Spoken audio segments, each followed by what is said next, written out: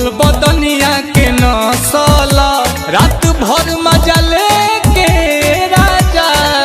एक अलंगना बकसल की मोर सरिया कमरिया से खुलल ये राजा की आए हाय अकबारी में रहल तू झूलल राजा जी आए हाय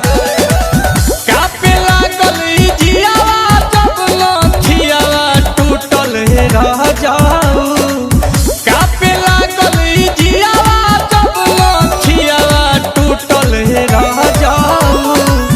भोरा वाले कोरावा सुतनी भोरा वाले कोरावा सुतनी दादा दिया उठल रह जाऊ भोरा वाले कोरावा सुतनी दादा दिया उठल रह जाऊ भोरा वाले कोरावा सुतनी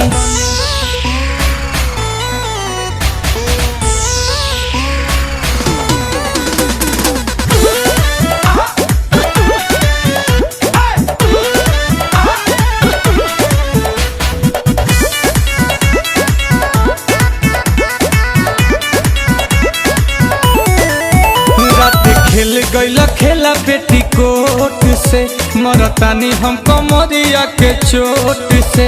दाँत काट ले लगलिया राजा चुस गईल उठल लिया से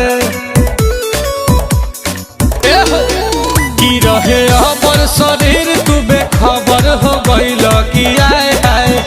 काम क दिहल जबर तू सबर ना धइल की आए हाय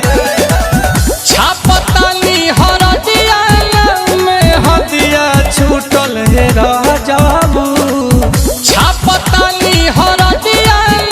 में हदिया छूटल रह जाबू भोरा वाले कोरावा सुतनी भोरा वाले कोरावा सुतनी दादा दिया उठल रह जाऊ भोरा वाले कोरावा सुतनी दादा दिया उठल रह जाऊ भोरा कोरावा सुतनी भोरा वाले कोरावा सुतनी।